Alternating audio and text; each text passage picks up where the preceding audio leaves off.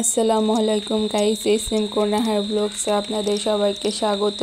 তো নিয়ে আসলাম বরাবরের মধ্যে আপনাদের জন্য নতুন আরেকটি ভিডিও আপনাদের মাঝে তুলে ধরার জন্য। তো এখন দোকানে গেছিলাম, দোকানে গুঁড়া দুধ আনতে গেছিলাম আর টুথপেস্ট নিয়ে আসলাম। তো গুঁড়া দুধ আনতে গেছিলাম কোন উদ্দেশ্যে সেইটা আপনাদের বলতেছি আমি, কারণ আজকে বানাবো তালের বড়া। তো তালের বড়ার জন্য এখানে নারকেল কুড়াইয়া ফ্রিজে রাখা দিছি, আগামীকাল রাখা দিছিলাম এটা ফ্রিজে। আর এইখানে তালের তালের আর কি রসটা, ওইটা ডিপ ফ্রিজে ছিল, ওইটা আম্মু বের করে নর্মালে রেখে দিচ্ছিলো। তো সেটা এখন আমি করবো আর কি, এটা একটা ওড়নাতে করে পানি ঝরানোর জন্য দেব। তালের যে বদ পানি বা তেতো পানিটা আছে, ওই তেতো পানিটা ঝরানোর জন্য একটা ওড়নায় করে বেঁধে আর কি রেখে দেব কিছুক্ষণের জন্য। এই তো দেখতেই তো পাচ্ছেন কীভাবে পানিগুলো ঝরে যাইতেছে।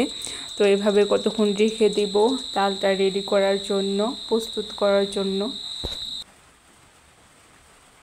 তো এই তো পানি ঝরানো শেষ, দেখুন তালটা কি সুন্দর হয়েছে, শুকনা শুকনা। তো এটা এখন আমি এটা আর কি অন্যায় থেকে ছাড়াই রেখে দিলাম আলাদা কইরা। তো তালের বড়াটা এখানে আমি বানাবো। এখানে মা আগে তালের ভিতরে একটু চালের গুঁড়া দিয়ে ফেলছিল, আমি আর কি ছিলাম না ভিডিও করার জন্য, পরে ওঠায় আপনাদের সাথে শেয়ার করার জন্য আমি আবার দিতেছি। এইখানে দিয়ে দিলাম তালের ভিতরে, তালের পেস্টের ভিতরে দিয়ে দিলাম গুঁড়া দুধের পরে দিয়ে দিলাম চালের গুঁড়া, আর কি ভেজা চালের গুঁড়া, বাসায় বানানো, বাসায় রেডি করা ওইটাই আর কি গুঁড়া দুধ, চালের গুঁড়া। আর চিনি দিয়ে দিলাম পরিমাণ মতো, আপনারা আপনাদের চাহিদা মতো পরিমাণ মতো দিয়ে নেবেন। তো জাস্ট আপনাদের সাথে আর কি শেয়ার করতেছি আমরা কিভাবে বানিয়ে খাই। আর দিয়ে দিলাম ময়দা, এমনি নর্মাল ময়দা বা আটা, ওইটাই দিয়ে দিলাম। এখন সব উপকরণগুলো আস্তে আস্তে মিশিয়ে নিতে হবে সবগুলা।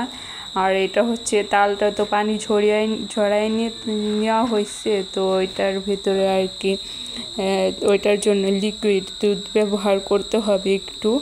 তো আমি এক কাপ লিকুইড দুধ অ্যাড করে পুরো উপকরণগুলো ব্যাটার বানিয়ে নিব। তো নারকেল কোড়া দিয়ে দিলাম এখানে আপনারা আপনাদের পছন্দ মতো দিবেন, কতটুকু নারকেল খাইতে পছন্দ করেন। তারপর দিয়ে দিলাম লিকুইড দুধ, এখানে পুরা 1 কাপ লিকুইড দুধ ব্যবহার করছি।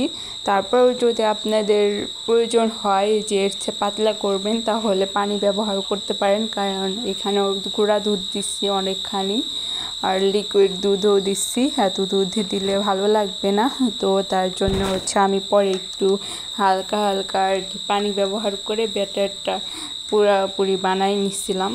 তো এই উপকরণগুলা, তো এইভাবে বানালে হয়ে যায়।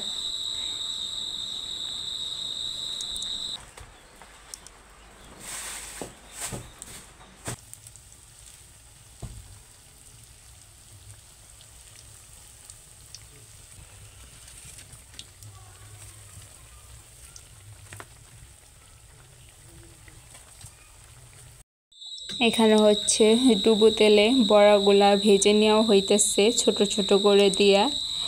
ফার্স্ট টাইম ভাজতে লাগছিলাম, পরে মাকে বসাই দিছি। মা বলে আর কি, আমি ভাজতে লাগছিলাম, পরে মা বলে উঠে আমি বানাই। তো এই সবগুলা তালের বড়া আর কি ভাজা নেওয়া হইতেছে এক এক করে। অনেক মজা হয়েছিল তালের বড়াটা, অনেক লোভনীয় এই তালের বড়াটা। আপনারা অবশ্যই বাসায় ট্রাই করে দেখবেন, এইভাবে বানাইয়া অনেক মজা লাগবে। এখন তো তালের সিজন চলতেছেই।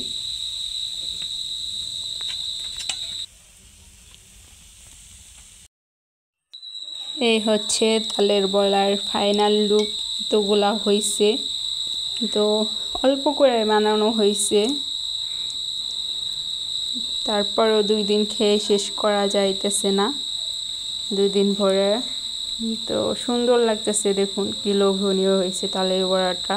অবশ্যই আপনারা বাসায় ট্রাই করে দেখবেন এইভাবে বানায় খায়া।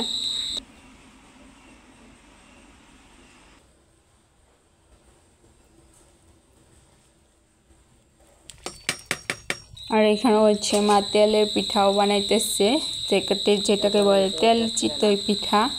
তো এটা হচ্ছে না, এটার ভিতরে শুধু আর কি আটা ময়দা চিনি না, এটার ভিতরে নারকেলের কোড়াও দেওয়া হয়েছে, অনেক মজা হয়েছিল।